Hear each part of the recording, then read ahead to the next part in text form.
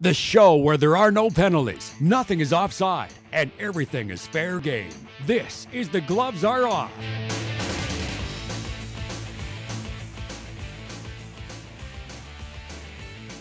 All right, welcome to this week's edition of The Gloves Are Off. I'm Moses Wolden, and of course I'm pleased to be joined by my co-host and of course the one of the announcers, radio announcers of CPCA, Greg Buchanan. How are you? Not too bad, Moses, not too bad. Yeah, we got a great week of sports to talk about. Definitely. And we also have our guest today, Cole Fisher from the Baker Hughes Bobcats, the head coach. How you doing? I'm great. It's, cold outside, hockey time. Exactly. Not so much for the NHL, but at least we got some great hockey when it comes to the minors. But we'll talk about that a little bit later. First, we'll just talk about the Grey Cup. And of course, the biggest news was the halftime show. And I got to ask you guys, honestly, what do you think of Bieber's performance?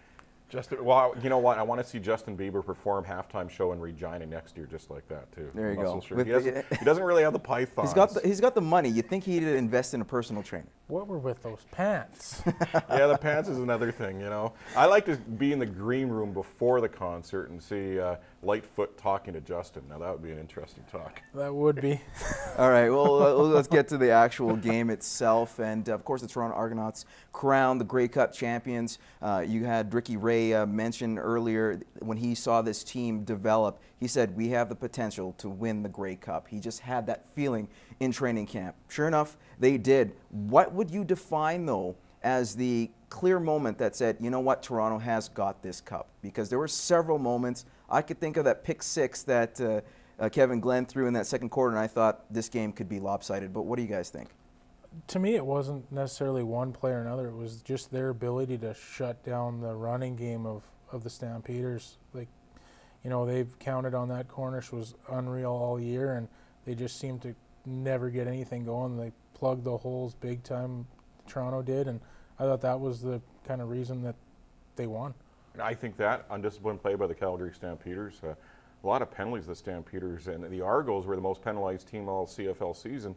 And they had a few, but nothing like the Stampeders. I think more than, if there was one play, probably the Larry Taylor touchdown that came back.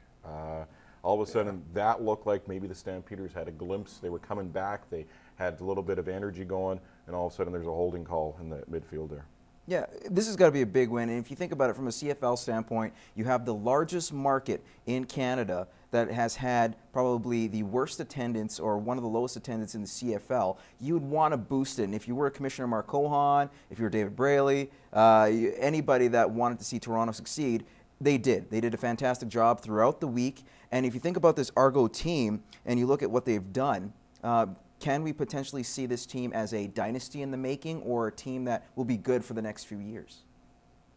Well, if you look at the landscape of the East, it's going to change quickly here in probably next season even. What's going to happen in Montreal with AC? Hamilton, is Henry Burris going to be their guy? Winnipeg's always a question mark for them. So all of a sudden, Toronto could be just the right time right now for the Argos to make a bit of a run in the East.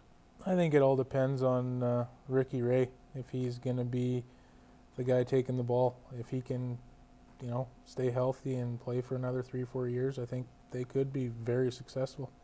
You look at Toronto and the Grey Cup, and the thing is, what happened in Toronto last week with the game itself, the CFL was reborn in Toronto. I know I went there as a working media, got off the plane, got into the taxi cab in Toronto. This is a number of years ago, and the cabbie asked me what we're here for, and I said the Grey Cup, and he asked, "What is that?"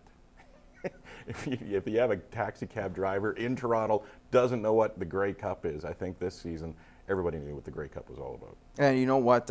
You mentioned it. It's going to increase the profile of the Argos in the city of Toronto because you have a struggling basketball team. You have no hockey team playing at the moment. You don't have any hockey team when they are playing. Yeah, well, there you go. But you think that this would actually help the CFL grow and thrive in Toronto? Is this one step forward, or is this just another blip like we've seen in years past?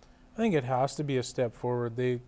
Like you said, there's nothing else to cheer for, and you got millions of people, and I think it, like Greg said before, it's just the timing that this is all happening might just be exactly what they needed. And they thought the NFL was, Buffalo Bills had a few games there. They thought that was going to be the answer to the fans coming out. And it really wasn't. And they had a little blip there that they packed the stands, but after that, Buffalo hasn't really been packing the stands when they come to Toronto. Yeah, the NFL marketing hasn't really done well. But let's talk about marketing in another area, and that's the West, the CFL West, and the Edmonton Eskimos. Of course, they're in limbo going into 2013. They have 13 candidates for their GM spot, and you had their CEO, Len Rhodes, come up and admit, look, we are a community-owned team. I kind of said it was my thing, my decision. Very, I wouldn't say he's arrogant like, but in his comments it really ruffled a few feathers when it came to some of the other owners and some of the other brass amongst them. But if you look at this team, where would you categorize the Edmonton Eskimos situation? What did you say, or is it safe to say that they are in dire straits right now? They're close to it. Like, you know, they always say, is it ready to push the panic button? Well, the button's right there, and it's not that far away to push. And it's such a quarterback-driven league. You look at all the teams that have succeeded, that's always because of the quarterback. Their quarterback's in Toronto now, and if you don't have a man at the helm at quarterback, doesn't matter who's running the team as a general manager, who's your coach, you don't have a quarterback, a star quarterback, you're not going to make it. Yeah, I think, you know, the Cavis Reed's still there, and I like what he does, and I think if he was gone too, it would be in like as low as you could absolutely get. But I think, you know, if they bring the right guy in, and it's funny how the CFL works. Like you said, if you get a quarterback, but all you need is a couple guys, and everybody buys in, and you get on a roll. And it's getting close to pushing that button, though. Well, you have Len Rhodes. What do you think of his press conference trying to at least redeem himself and apologize to those fans? Do you at least give him some credit for that? Well, you give him some credit, but who let him make that trade? Who let Eric Tillman make that trade? Like, who's sitting in that boardroom saying, yeah, let's trade Ricky Ray, and who we get in return? Stephen who? Oh, okay, yeah, let's do it. You know, who's letting him do that trade? But apparently, you know, in the article that was written in the Edmonton Sun, who Len Rhodes gave an exclusive to, he mentioned, look, he did trades without us knowing overnight. Think of that kicker trade they made with Montreal when they gave up a first rounder for a kicker.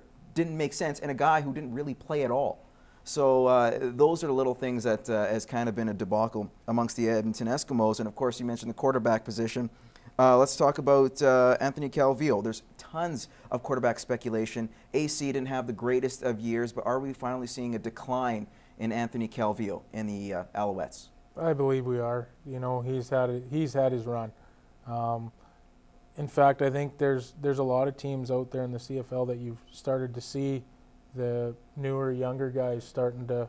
You look in BC, you look in Calgary, where some of their younger quarterbacks are starting to really, you know, take it over. A lot of the older guys that have been around for, you know, 10 years or so, it's getting tough on them. Football's a tough game, and your body can only take so much. You know, you look at Montreal, they are kind of in the midst of rebuilding. Diamond Ferry now in Saskatchewan, Unruh Stewart in Calgary. They're starting to get rid of that old guard on defense as well as on offense, and it's going to be tough for them to rebuild without AC. But and the thing is, Montreal's in a tough state. They can't really cut Anthony Calvillo. They know his game's declining. It's almost better for him to realize his game's declining and walk away, because replacing AC in Montreal ain't going to be easy unless he does it himself. What's going to happen to guys like Buck Pierce and Kevin Glenn really quick? Because you also say Edmonton's had troubles at the quarterback position. Maybe those two or one of those two guys fill in the spots. Does Buck Pierce retire? Where do they go from here in those two guys? If I was Buck, I'd be retiring.